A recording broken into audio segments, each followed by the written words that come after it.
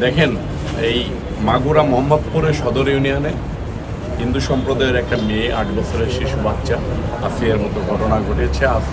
আসিয়াকে যেরকম ধর্ষণ করে মেরে ফেলতে চেয়েছিল, এই মেয়েটাকেও ধর্ষণ করা হয়েছে।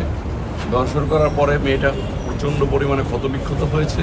তাকে বাড়িতে তার দাদু নিয়ে গিয়েছে। নিয়ে যাওয়ার পরে এটা যখন জানাজানি হয়েছে, জানাজানি হওয়ার পরে পরিবার থেকে পরিবারকে যে ঘটনাটা ঘটিয়েছে তারা হুমকি দিয়েছে যে যদি এটা পুলিশ প্রশাসনকে জানানো হয় এবং পাশের কোনো লোককে জানানো হয় তাহলে পরিবারকে মেরে ফেলবে, এরকম একটা হুমকি দিয়েছে। আমরা যখন এটা সোশ্যাল মিডিয়াতে জানতে পারি, এখানকার লোকাল সাংবাদিকদের মধ্য দিয়ে জানতে পারার পরে আমাদের যেটা বিএনপির ভারপ্রাপ্ত চেয়ারম্যান জনাব তারেক রহমান সাহেব যখন জানে, তখন আমাদেরকে নির্দেশনা দেন যে এই পরিবারের পাশে দাঁড়ানো। মাগুরার প্রশাসন এটা নিয়ে খুব ভালো ভূমিকা রেখেছে। মাগুরার প্রশাসন তাকে গ্রেপ্তার করেছে, মামলা হওয়ার আগেই গ্রেপ্তার করেছে। এরপরে মামলা হয়েছে, মামলা হওয়ার সময় আমাদের নেতাকর্মীরা গিয়ে যাতে পরিবার ভয় না পায় সেটার জন্য পাশে দাঁড়িয়েছে। একটা জিনিস দেখলাম যে আসিয়ার ঘটনার সময় যেরকম বিভিন্ন দলের লোকরা ফটো সেশন করতে গিয়েছিল, বিএনপির ভারপ্রাপ্ত চেয়ারম্যান জনাব তারেক রহমান সাহেব আসিয়াকে চিকিৎসা করিয়েছে, আসিয়ার পরিবারের পাশে দাঁড়িয়েছে, ঠিক জ্যোতি বিশ্বাসের পাশে যেরকম দাঁড়িয়েছে।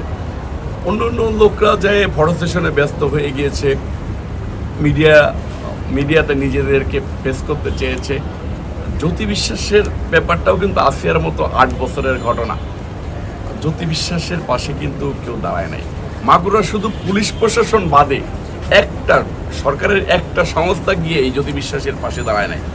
আসিয়া তো একটা মুসলমান পরিবারের ব্যাপার ছিল, জ্যোতি বিশ্বাসটা একটা হিন্দু পরিবার, তাদের পাশে কিন্তু কেউ দাঁড়ায় নাই। বিএনপির নেতা, বিএনপির ভারপ্রাপ্ত চেয়ারম্যান জনাব তারেক রহমান সাহেব সবসময় মনে করে যে সকল ধর্মের মানুষই বাংলাদেশে নিরাপদ থাকতে হবে, সকল ধর্মের মানুষের পাশে আমাদেরকে দাঁড়াইতে হবে। বিএনপির ভারপ্রাপ্ত চেয়ারম্যান জনাব তারেক রহমান সাহেব মনে করে যে গণতান্ত্রিক দল বিএনপি থাকা অবস্থায় বাংলাদেশে যেন কোনো মানুষ অনিরাপদ না হয়, কোনো মানুষ যেন অবহেলায় না ভোগে। সেটার ধারাবাহিকতায় জ্যোতি বিশ্বাসকে মাগুরা সদর হসপিটাল থেকে রেফার করার পরে মাগুরা সদর হসপিটালে উনি চিকিৎসা করিয়েছেন, মোহাম্মদপুর হসপিটালে চিকিৎসা করিয়েছেন, এবার ঢাকায় এনেও পুরো চিকিৎসাটা শেষ করেছেন। আজকে চিকিৎসা শেষ হয়েছে, জ্যোতি বিশ্বাসের পরিবার তাকে নিয়ে বাড়িতে যাচ্ছে।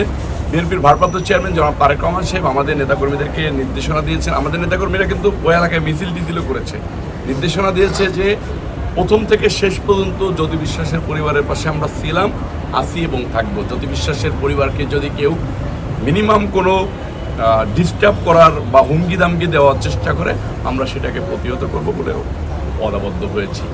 সকলকে ধন্যবাদ।